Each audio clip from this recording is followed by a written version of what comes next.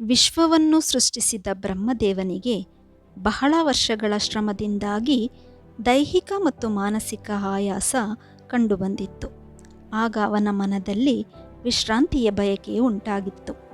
ಆದರೆ ವಿಶ್ರಾಂತಿಯ ಸಮಯದಲ್ಲಿ ತಾನು ಸೃಷ್ಟಿಸಿದ್ದ ವಿಶ್ವದಲ್ಲಿ ಯಾವುದೇ ಆತಂಕ ಉಂಟಾಗಬಾರದೆಂದು ಮತ್ತು ತಾನು ಸೃಷ್ಟಿಸಿರುವ ಅದ್ಭುತ ಪ್ರಕೃತಿಯನ್ನು ಸಮತೋಲನದಿಂದ ಕಾಪಾಡಬಲ್ಲಂಥ ಜೀವಿಗಳ ನಿರ್ಮಿಸುವ ಅನಿವಾರ್ಯತೆ ಉಂಟಾಗಿತ್ತು.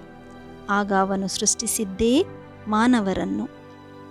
ತಾನು ಮೊದಲಿಗೆ ಸೃಷ್ಟಿಸಿದ್ದ ಮಾನವರನ್ನು ಸಮನಾಗಿ 3 ಗುಂಪುಗಳನ್ನಾಗಿ ಮಾಡಿದ ಬ್ರಹ್ಮದೇವನು ಒಂದು ಗುಂಪಿಗೆ ಸತ್ಯದ ಗುಂಪೆಂದು, ಮತ್ತೊಂದಕ್ಕೆ ಸುಳ್ಳಿನ ಗುಂಪೆಂದು ಮತ್ತು 3ನೆಯ ಗುಂಪಿಗೆ ನಂಬಿಕೆಯ ಗುಂಪೆಂದು ನಾಮಕರಣ ಮಾಡಿ 3 ಗುಂಪಿನ ಸದಸ್ಯರು ಅನ್ಯೋನ್ಯತೆಯಿಂದ ಬದುಕು ನಡೆಸಬೇಕೆಂದು ಬುದ್ಧಿ ಹೇಳಿ ತಾನು ವಿಶ್ರಾಂತಿಗೆ ತೆರಳಿದನು.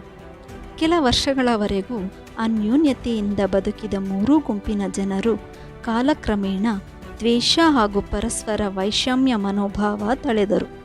ಇದಕ್ಕೆಲ್ಲ ಮೂಲ ಕಾರಣ ಸುಳ್ಳಿನ ಗುಂಪಾಗಿತ್ತು. ಹೇಗಾದರೂ ಮಾಡಿ ಸತ್ಯವನ್ನು ಇಲ್ಲವಾಗಿಸಿದರೆ ಈ ಜಗತ್ತಿಗೆ ನಾನೇ ರಾಜನಾಗಬೇಕೆಂದು ಆ ಗುಂಪು ಯೋಚಿಸಿತು. ಅದಕ್ಕೆ ಅಡ್ಡಿಯಾಗಿರುವುದು ನಂಬಿಕೆಯ ಗುಂಪು ಎಂದರಿತು ಮೊದಲಿಗೆ ಸತ್ಯದ ಜೊತೆ ಅನ್ಯೋನ್ಯತೆಯಿಂದಿರುವ ನಾಟಕವಾಡಿದ್ದ ಸುಳ್ಳು ಸತ್ಯದ ತಲೆ ಸವರಿ ಸಣ್ಣ ನೆಪವನ್ನೊಡ್ಡಿ ನಂಬಿಕೆಯನ್ನು ಸತ್ಯದಿಂದ ದೂರವಿರುವಂತೆ ಮಾಡುವಲ್ಲಿ ಯಶಸ್ಸನ್ನು ಪಡೆಯಿತು. ನಂಬಿಕೆಯು ಕಾಣೆಯಾದ ನಂತರ ಜಗತ್ತಿನಲ್ಲಿ ಸತ್ಯ ಮತ್ತು ಸುಳ್ಳುಗಳೆರಡೇ ಉಳಿದವು. ಇದೇ ಸುಸಂದರ್ಭವೆಂದರಿತ ಸುಳ್ಳು ಸತ್ಯದೊಡನೆ ಜಗಳವಾಡಿ ಪ್ರತಿ ಹಂತದಲ್ಲೂ ಸತ್ಯದ ಮೇಲೆ ಸವಾರಿ ಮಾಡತೊಡಗಿತು.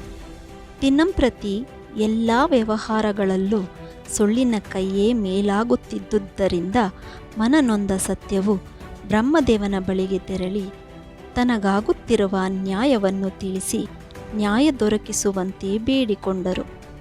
ಸಿಟ್ಟಿಗೆದ್ದ ಬ್ರಹ್ಮನು, ಸತ್ಯದ ರಕ್ಷಣೆಗೆಂದೇ ನಾನು ನಿನ್ನೊಂದಿಗೆ ನಂಬಿಕೆಯನ್ನು ಸೃಷ್ಟಿಸಿ ಕಳಿಸಿದ್ದು.